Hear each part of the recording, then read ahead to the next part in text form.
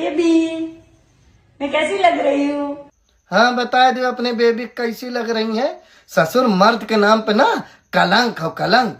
मतलब मेहरारू होते हुए आटा गूंथ रहे हो। चलाओ मान लियो बनाओ खाना, लेकिन जरूरी है दुनिया को दिखाना कि तुम्हारी बेबी दिखा रही है मैं कैसे दिख रही हूँ, पीछे आटा गूंथ रहे हो। मना भी कर सकते हो ना, लेकिन नहीं, दिखाना है कि हम मर्द होके काम करता हूँ। चूड़ी पहन लो चूड़ी।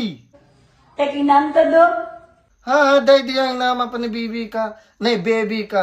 इधर हर जगह दिया इनाम।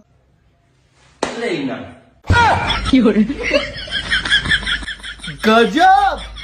7 करोड़। अरे यार हमारे भाईवा तू तो महामर्द निकलो भाई। देखा हम मारपीट के खिलाफ है, लेकिन एकदम अनएक्सपेक्टेड था।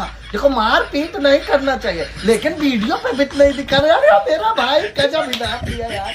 तुम मर्द नहीं महामर्द यार भैया गजब।